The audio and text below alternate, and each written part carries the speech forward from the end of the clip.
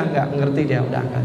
Tiba-tiba setelah udah sadar, tiba-tiba dia sudah ada di pinggir pantai. Di pinggir pantai, kemudian di pinggir pantai, kemudian ada orang di sampingnya, kemudian pergi. Habis itu nggak tahu siapa itu. Kemudian datanglah teman-temannya. Kamu di mana tuh? Tak cari-cari kok malah ternyata di sini. Saya nggak tahu, saya juga lagi sadar nih, nggak ngerti.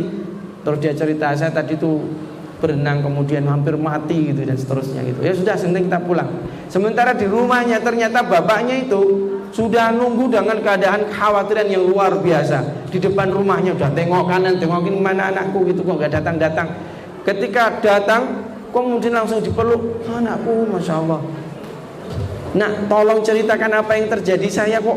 Pokoknya kamu cerita apa adanya. Sekarang apa yang terjadi gitu.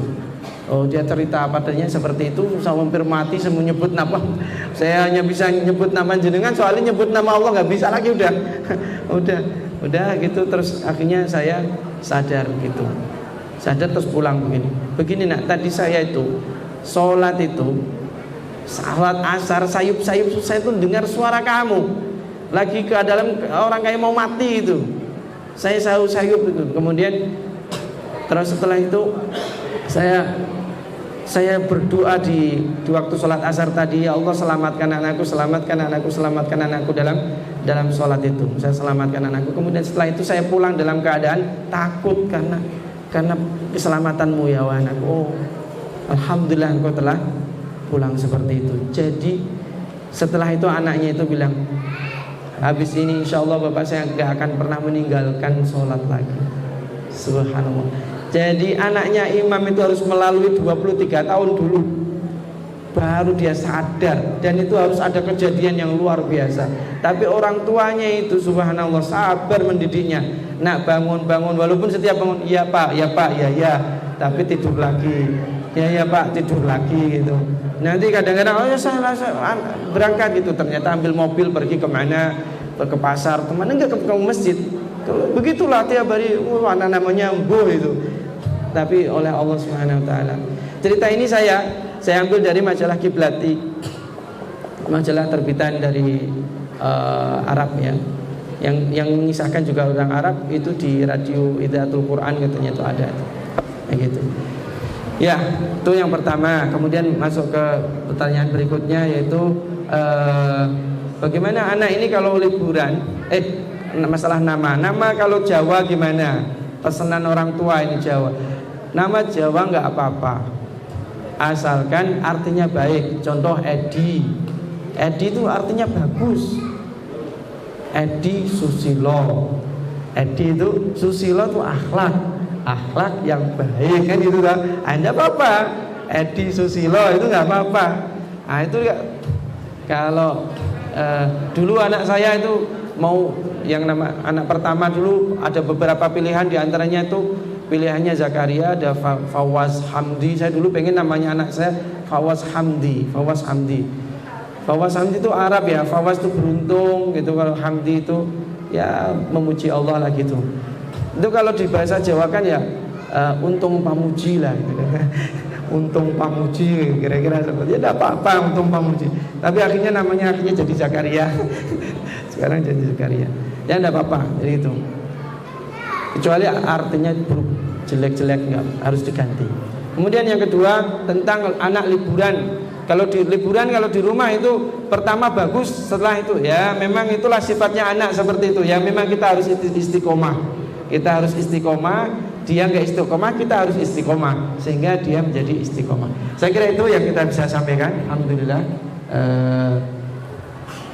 Saya kembalikan kepada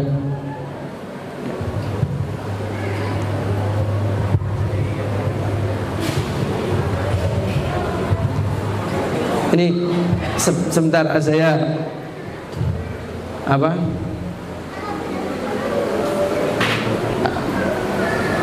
Jadi generasi kita itu mengkhawatirkannya bapak-bapak ibu-ibu. Lihat nih.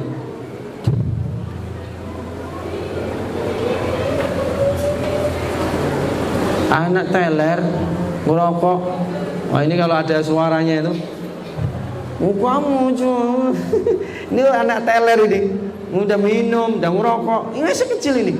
La haula wala quwata illa billah. Ini nggak ada suaranya ya. Astagfirullahaladzim. Bagaimana ya kita sebagai orang tua, na'udzubillah min dzalik. Ini nah. Jadi ya alhamdulillah.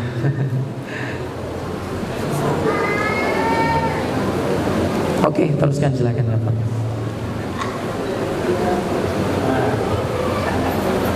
Kalau ini ibu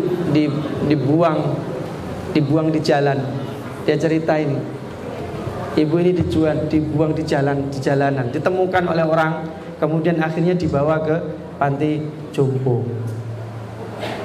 Dibuang anaknya merasa orang tuanya itu nggak berguna sudah. Alhamdulillah, kerepotin. Dibuang, dibawa mobil, kemudian di tengah jalan dibuang. Subhanallah.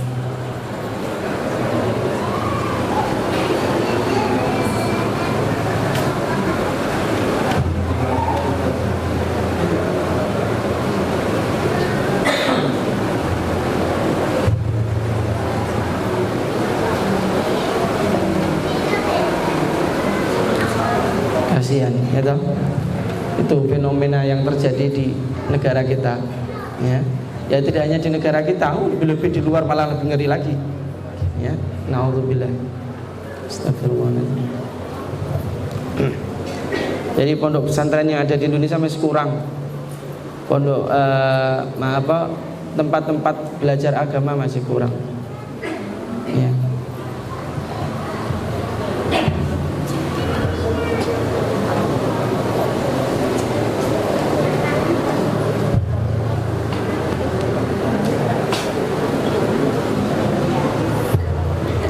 Ya sudah 11:30. Ya kalau sudah saya tutup dulu ya, atau gimana? Tak tutup ya. Ya saya mohon maaf atas segala kekurangan kekhilafan. Yang baik dari Allah, yang benar dari Allah, dan kesalahan itu murni dari saya. Ya Allah, karena Allah menginginkan kebaikan, tapi kadang saya berbuat salah dan mohon maaf dan kami istighfar kepada Allah Subhanahu Wa Taala. Saya akhiri wabillahi taufiq wal hidayah. Assalamualaikum warahmatullahi wabarakatuh. Kemudian proses yang dibawakan oleh Kiai Haji